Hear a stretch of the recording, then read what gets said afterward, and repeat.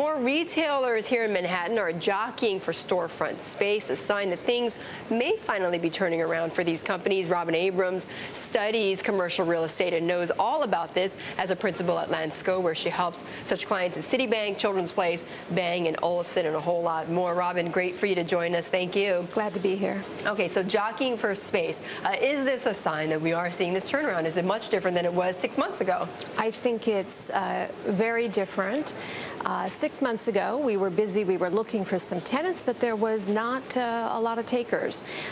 Now we have competition for space. It seems like tenants are back in the market, perceiving perhaps that the bottom has come, and wanting to be opportunistic and take advantage of rents that are still affordable compared to a couple of years ago. Well, I was going to say, I mean, is this because rents have come down so much with this crisis, or is it because consumers are just spending more and so retailers want to expand? I think it's a combination of both. I think that rents have leveled off and are substantially less than they were at the height of the market. We needed a bit of a natural correction. They were overly aggressive.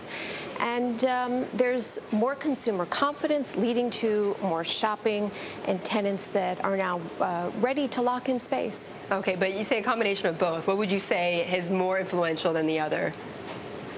I think rents having come down has certainly led to many retailers that weren't able to commit, or that landlords were not looking to rent space to, now being able to secure space. Okay. And those landlords that are now renting again, or they're renegotiating with their retailers, is there anything different about the leases this time around? I mean, I presume that the retailers have a little bit more of a leg up now.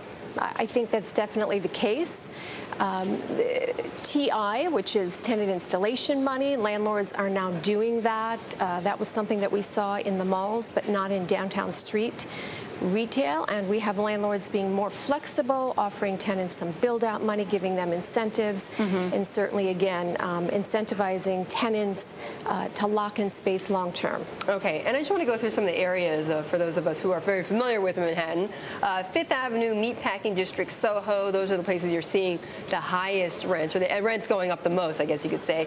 Rents are down still in Herald Square and also the Financial District. Any patterns to these? Yeah, I think we have to remember when we talk about rents and whether they're going up or down, that in some areas they were so inflated that, again, there's been a little bit of a correction that was needed.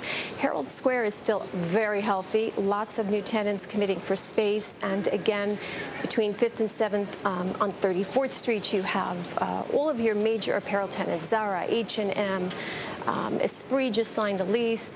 So the rents have come down because they were extremely high and it was overpriced. It's not necessarily because the area is not vibrant. Downtown, a different story. I think that with the economy having slowed down, growth there as well, whether it be in the office or retail sector, has also, been hard hit, and it's going to take a while to come back. Okay. All right, Robin, good of you to stop by. Thank you. Certainly another angle to this whole retail story in this Black Friday. Robin Abrams.